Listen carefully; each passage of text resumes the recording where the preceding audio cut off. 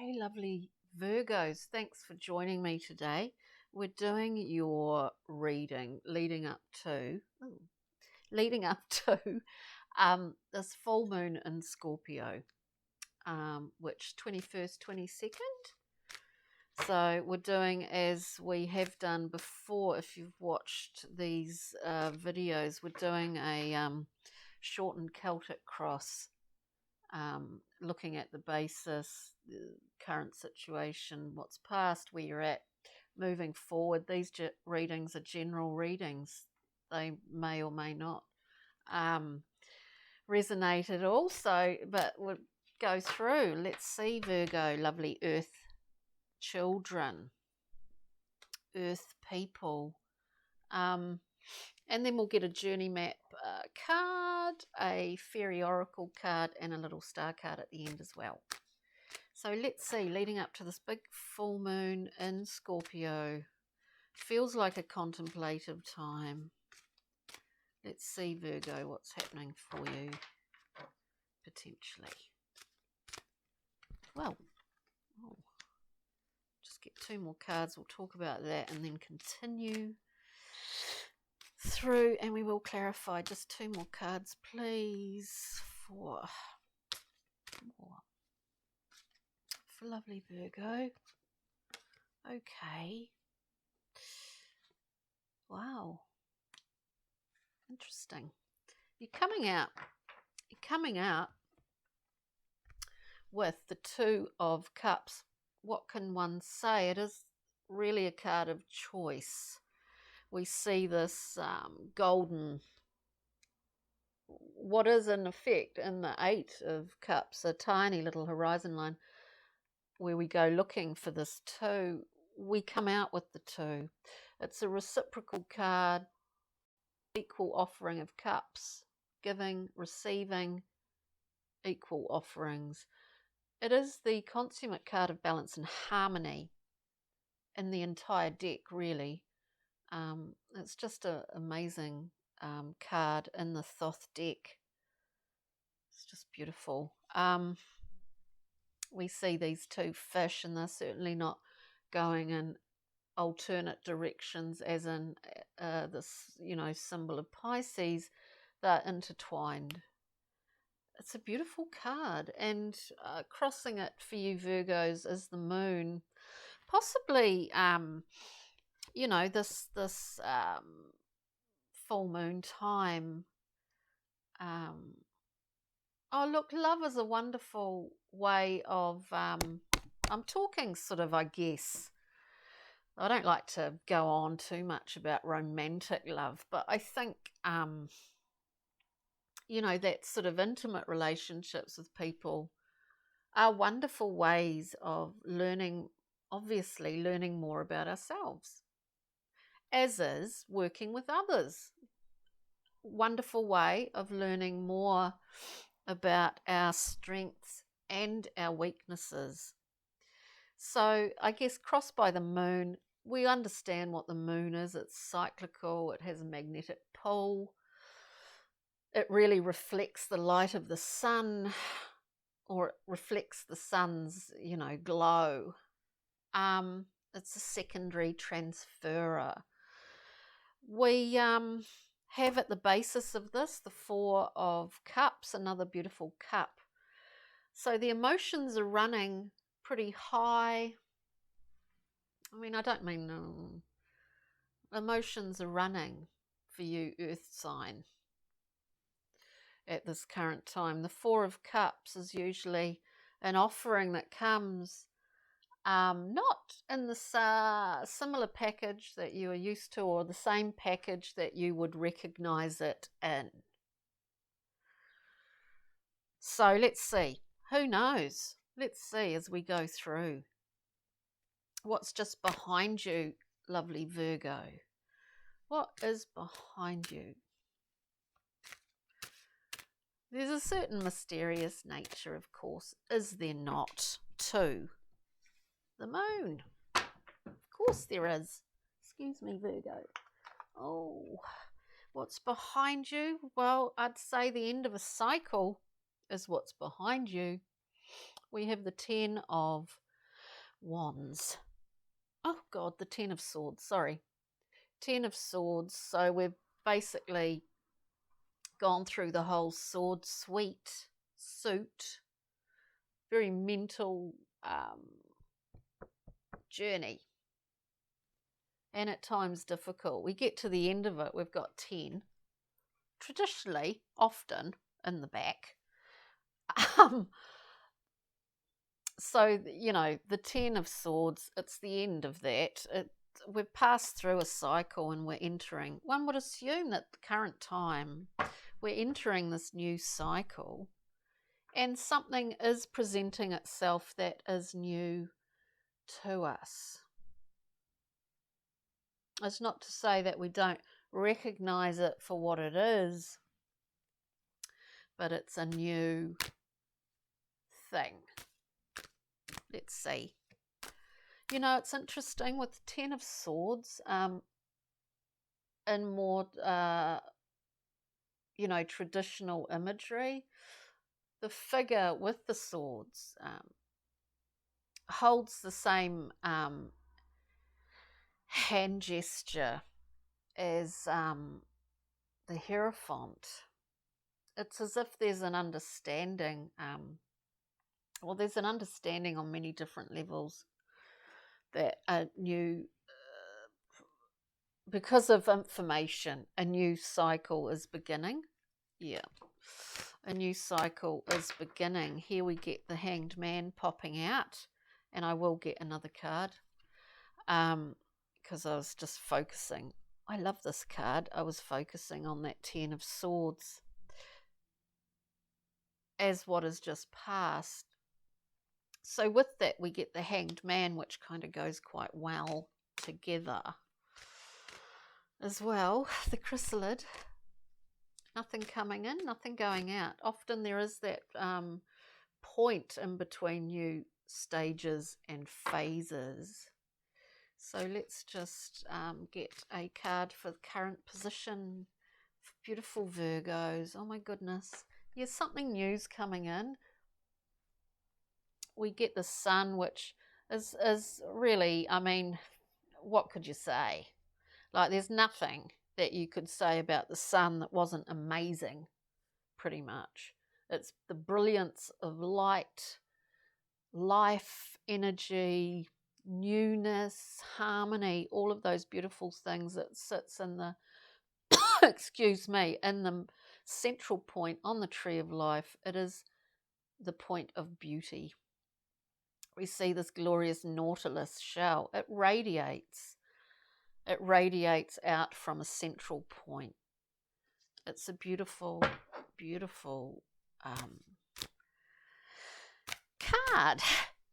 Moving forward, there's a lot of sunlight. There's a lot of, yeah, we're moving pretty quickly.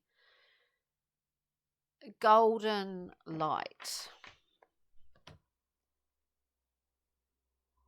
which appears out of quite, I would see, or the cards would suggest, all this gold light, these cups, beautiful cups. We have the moon, unseen not that long ago. This golden light was unseen to you. It's certainly in these two positions. There's not a lot of actual light, but there certainly is now. As we move forward, we get the card of moving forward. We're propelled on here, and I would say propelled by this glorious injection of light, life, energy. For whatever reason, you know, there was a dark night. This is literally representing a dark night of the soul in a lot of respects, Virgo. So you're on fire. You're really bathed in the light currently, which is a wonderful thing. What am I interested in here? What should we look at, Virgo? What do you think? Let's have a look. The basis. Let's have a look at the four. At the Four of Cups. This beautiful, radiant Art Nouveau cups. They're just glorious. This Thoth deck was designed in the 1930s. So there's a sort of deco element to them. But a lot of the cups are sort of nouveau-y at the same time. Right. Four of Cups, please, for Virgo. The basis of the situation, an offering that comes in a package that you're not necessarily, but possibly a surprise, you know. I've been a bit stubborn. Just one card, please. Just one card. Look, I get the we get the Four of Discs. This is wonderful, like another four. The basis, there's great stability here. Security, stability. I think there's an element of somehow realizing that you can let go a little bit. Is just what I get from this Four of Discs. Both of these are very stable cards.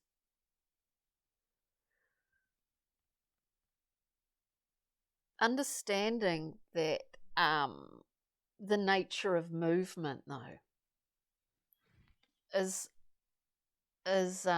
or has been a requirement for you to really embody the Emperor as we move forward.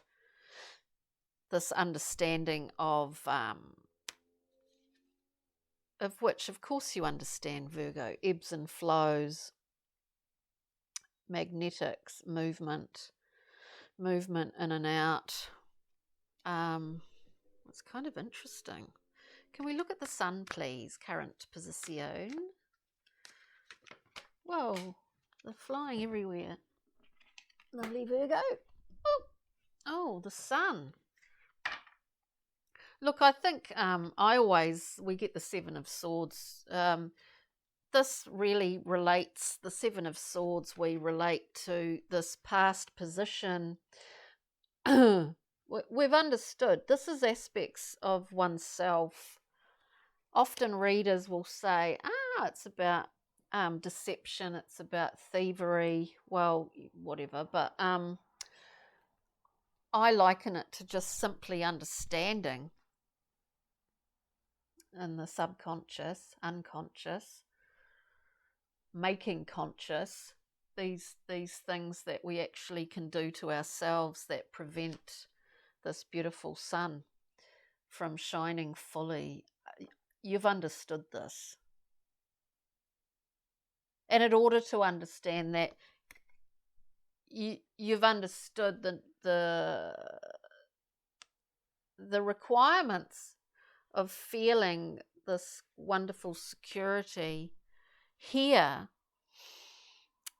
and welcoming new things in is not to necessarily rely on that will always stay the same. Of course, things never do.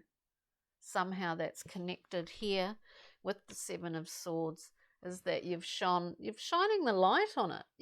And in this gold thing keeps going through this whole reading, that even though this card can be about, historically remembering those times where we let ourselves down. The sevens are all about assessment and often, of course, self-assessment.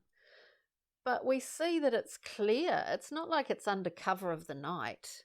It's very clear with the gold, I like that. I like it. That's good. Let's have a look at the Chariot, Virgo. Well, so there's, I don't know, it looks like there's, if this resonates, there has been a big sort of learning curve that's just behind you, which is about understanding. It's about shining a light, and there's nothing to be shameful or humiliate. You can't bring that into the present, though we do it, you see, don't we? But we try not to. And we shine a light on it, and then it dissolves like, I just see, like, cheesels. Do you have cheesels in the Northern Hemisphere? I'm sure you do. But they're such a synthetic, delicious synthetic crisp thing, which I used to love cheesels. But you just any moisture and it dissolves into nothing, into like a little golden powder. That's sort of what I see here. But let's have a look at the chariot, please. Moving forward, and the chariot is moving because he has literally understood his how to harness aspects of his psyche, whether he's consciously, well, he becomes consciously aware of some things that she was unconscious of before, and that's why there is movement. That is why there's progression. We have this wonderful card, the 8. The 8. It's like there's a lesson that was learnt. It's about welcoming in, but also being able to let go of at the same time. This is the 8 of Cups. The figure wanders to a gold sort of horizon, is what I was talking about with initially with the 2 here, that we head off to seek that 2 of Cups. But you know what, it's like you've done a full circle here, because you're at that point. You're here, you're at the 2. It's almost like a fait accompli. You've kind of completed a circle already. To me, this reading, when I look at it, it's like the present future overlays the past, which I guess when you think about it, it does. But when I look at the table and the cards are on it, it's like there's it's a wheel, and the past is like a template. The present future is the one sitting over the top, and you can move them around. It's kind of strange, but anyway, I digress. We have this beautiful 8. There's a sense of detachment here, and detachment in its bestest, goodest, greatest form. That sort of emotional detachment, which allows us, in fact, to be able to receive more. It allows us to give more, to receive more. It's really interesting. In these readings today, there's been this, on one level, this sort of surprising, with various signs, surprising oneself with new perspectives, really. So this is really interesting for you, Virgos. Excuse me. Let's get a journey map card, please. Wow. That did fly out. I think Cancer had that shapeshifter, or one of them. Sorry, Virgo. So we get the shapeshifter, which in relation to this particular reading, it is like, I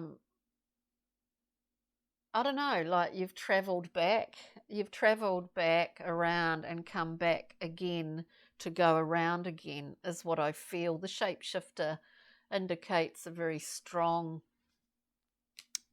person with a very strong core, which allows you to travel. I mean, I'm talking metaphorically or symbolically here, which allows you to travel back and around and into some, deep and tight little corners, even in a subterranean way, but always being able to journey back into the light again. You don't need, you don't need a trail of breadcrumbs to find your way back, because your internal core is so incredibly strong. That's what I feel for you. That's what the cards really are sort of saying to me today. I hope this made sense, Virgo. It's a really beautiful reading. And with this full moon in Scorpio, if you check that particular reading out for general collective, it is about, it's what I'm kind of getting for the last week, is about a hero's journey, of which we're all on a hero's journey. We get two beautiful cards from the Fairy Oracle. We get, oh gosh, my eyesight's just so bad. We get Tao Om the Poet. This is kind of a romantic card. They both are. We get the piper, the call of the piper. When you say call, like this reverberation is often the case with the sun.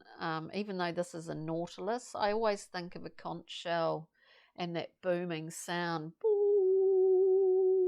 and it reverberates. You know what? We hear the call of the piper, the swiftness of this romantic figure who's been, see the kind of wounds, over time, but this figure still zeroes in on his target. He's very very desirable, very very precise. Oh look, I don't think there's any way that you could be wobbled off your particular chariot at the moment, dear Virgo. I think you're just like, this is strength incarnate, if that makes sense. It's just a really strong, you're just in a really strong position, is what I see with these cards today.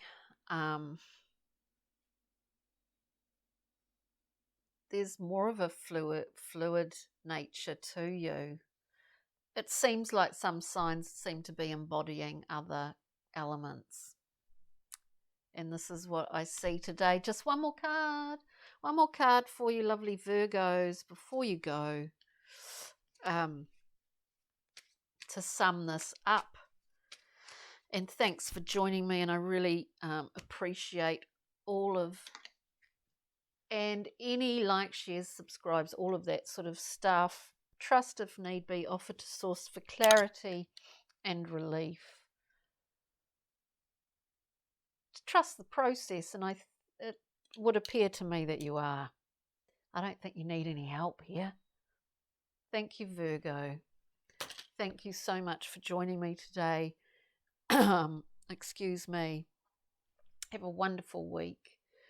Have a wonderful time over this full moon in beautiful Scorpio. Thanks, Virgos. Take care. Cheery. Bye.